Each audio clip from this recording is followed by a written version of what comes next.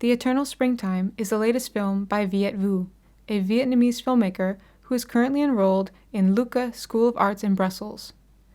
The Eternal Springtime has its world premiere at IFFR and marks his first appearance at the festival. Victor Fan is senior lecturer in film studies at King's College, University of London, and film consultant at Chinese Visual Festival in London. He is the author of the monograph Extraterritoriality, Locating Hong Kong Cinema and Media, and co-creator of Nang, Issue 7, The Scent of Boys, both published in 2019. So perhaps what I would like to start with is the film that we are showing in this particular year, which is The Eternal Springtime. And it's a really, I have to say, it's really an incredibly powerful film, both as a very, very intimate and also powerful embodied experience, but also it's a film that is open to a lot of different interpretations or different entry points for us to think about the film and to be experiencing this film. So I would like to first of all ask a very simple question: is like, what are your inspirations and what inspired you to make this film in the first place? Well, in fact, I shared that inspiration in the introduction the last time with Quinn and Kun and Christina. But I used to say that like since I was a kid, like my surrounding town, my town was just I was surrounded by nature, just like in the film.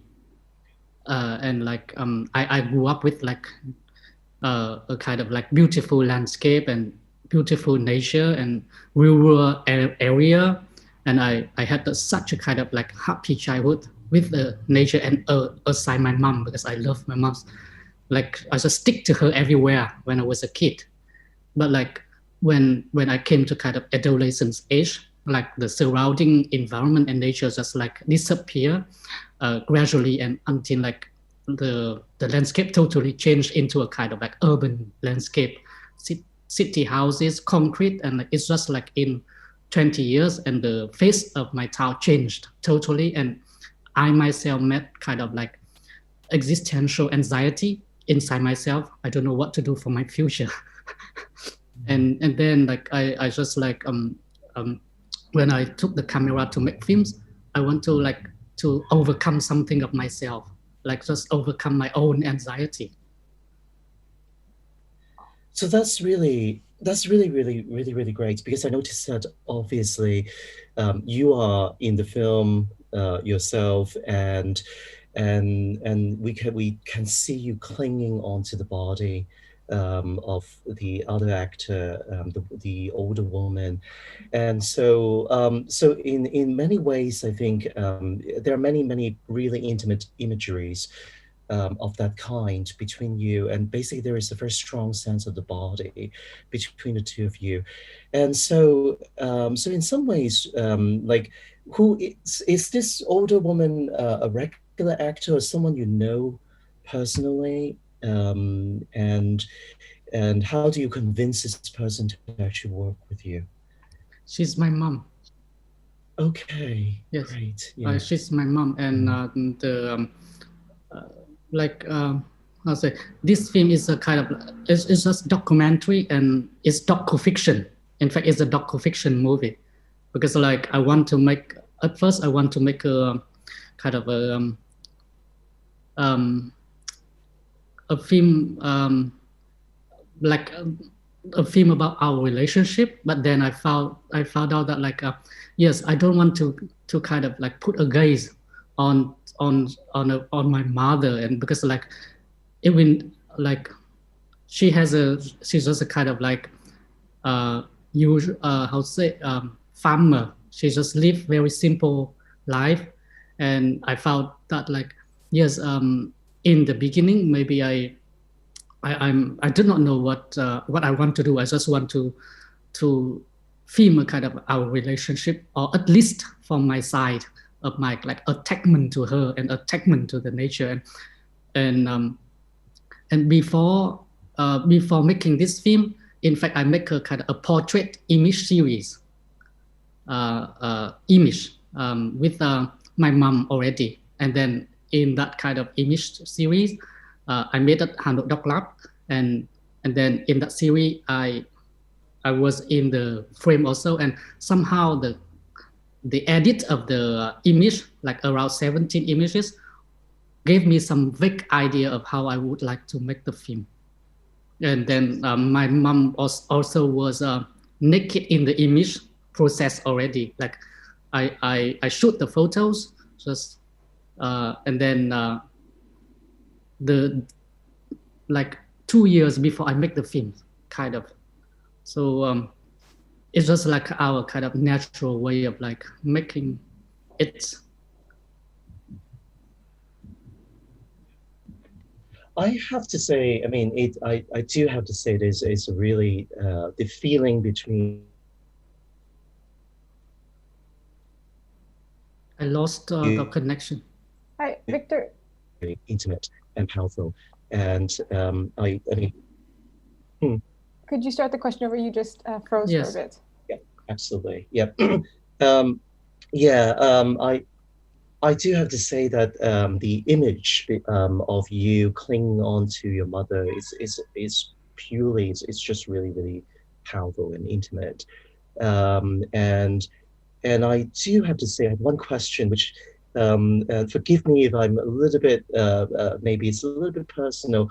There is a really beautiful poem in the film, and which is presumably read by your mother in the voiceover. Is that her own poem, or is it a poem that you wrote that she read?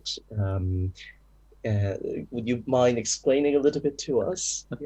Oh, you are the second person who told me it's a poem, because in fact they were just like my words. And so one day I show it, and one friend of mine say that it's a poem, but it's I think it's just like some kind of like text written by me, and for me it's a kind of meditation text.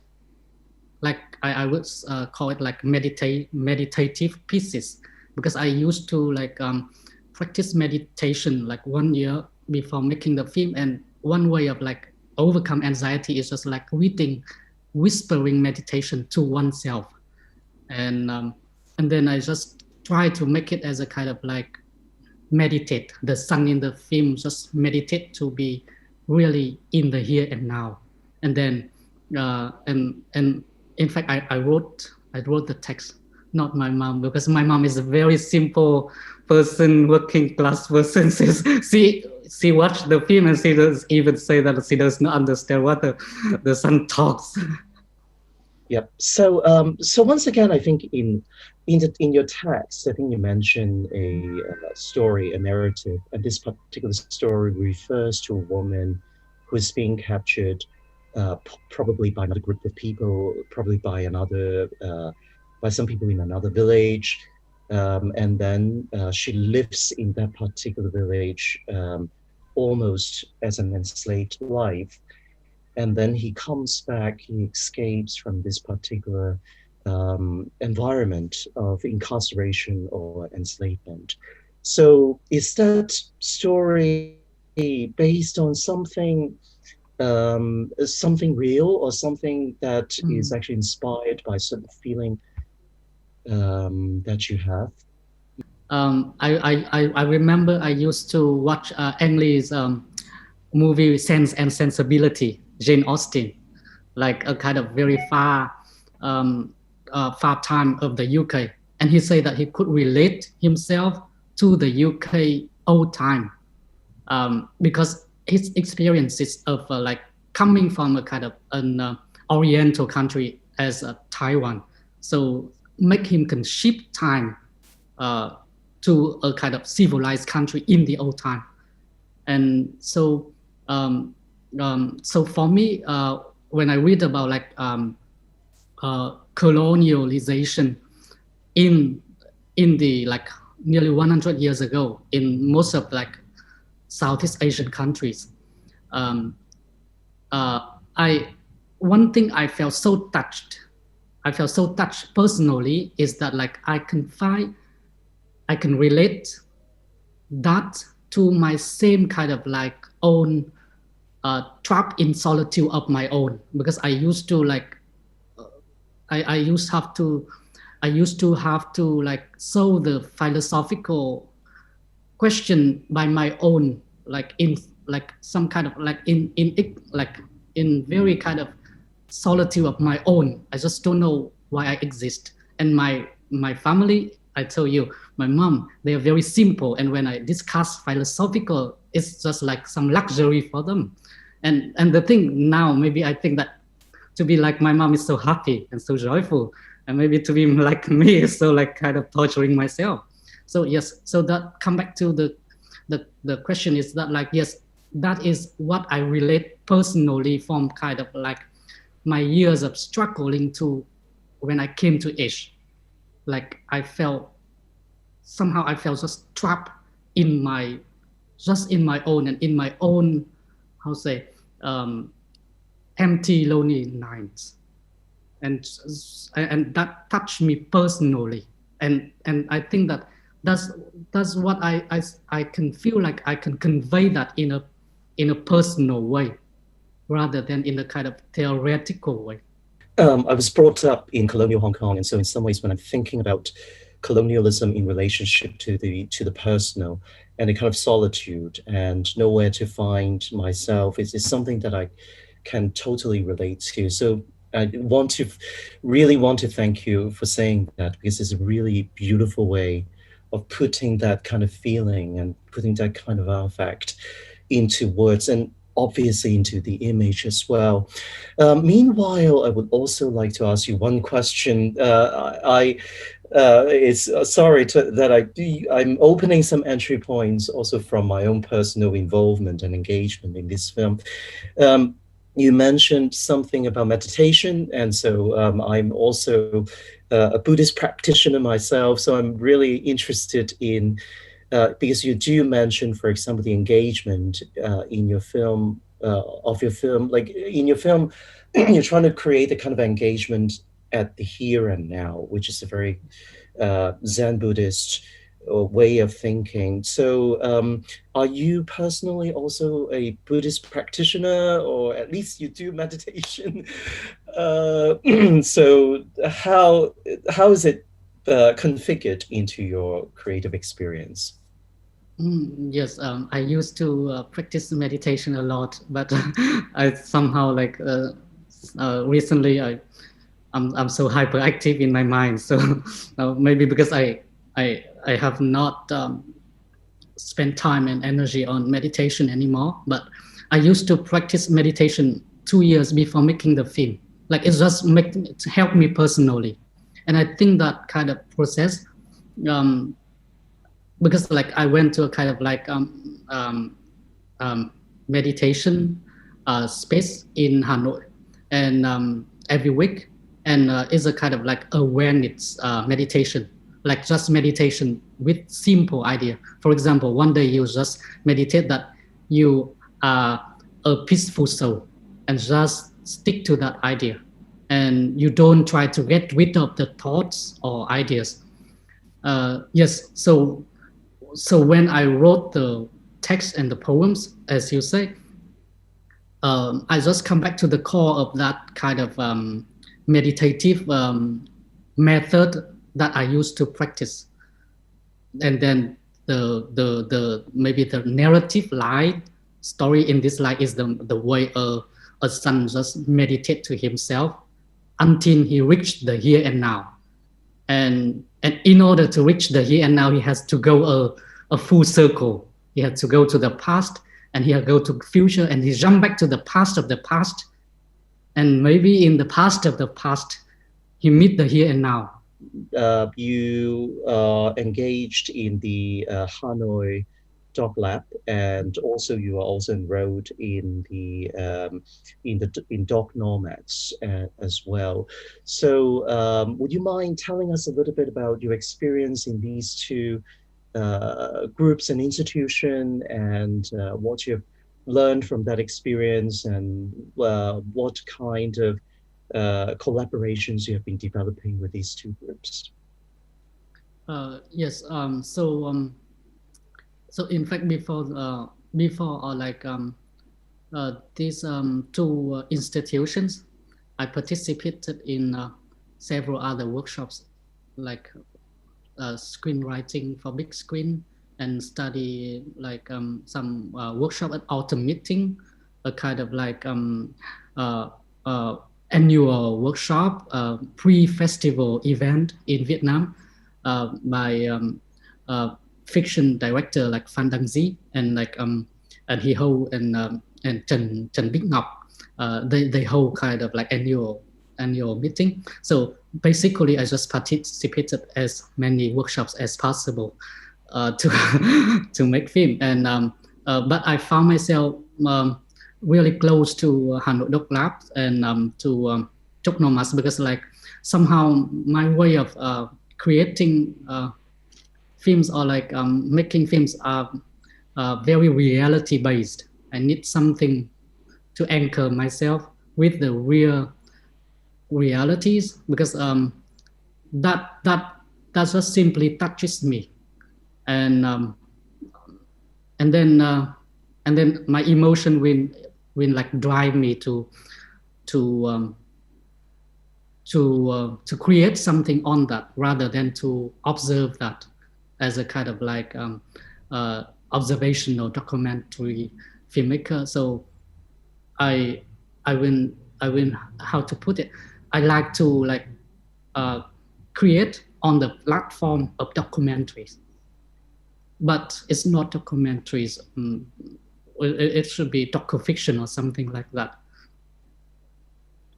So so perhaps there is one more question I have in mind, and which is a little bit related to that as well.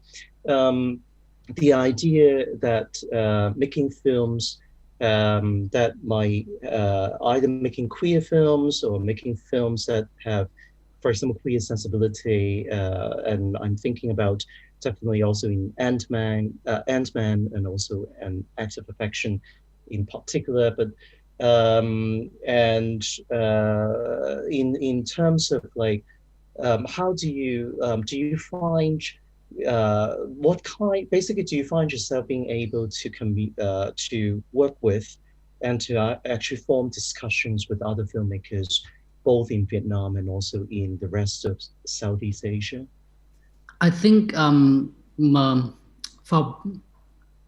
I think each kind of films will find the audience of its own in its own way, because like there are audience who watch Act of Affection. They just send private message to Facebook to say that like they were touched by the film or by the ending scene, and they just cry, and then for me that's enough. I felt like yes, and I don't think like if 10 people watch like and then suddenly yes, but at the same time, for an Act of Affection, maybe some people's friends might just say that, oh, 3 minutes of just like doing gentling on the head, 3 minutes. So that's kind of like reaction also tell what it is to different people. For different people, they just simply say that, oh, why 3 minutes of caressing the head? Why 3 minutes? Why just not cut into like just half a minute or like 30 seconds? It's enough. I know it. But for others, audience, they just say they feel touched. So I think, so to answer that, I think even for filmmakers or for audience, I think each kind of film can find its own ways to reach the audience, as long as the film could be shown first. So I will be very thankful to Rotterdam for showing, or like for picking up this film to show, because otherwise maybe like it will be refused at other festival, or like given different space for other voices. I thank you so much, Fiat, and I really want to say agree with you that every film appeals to an audience in its own different way, and I think your films fully testify that each film has its own unique power, and they are all extremely touching and also in their own way.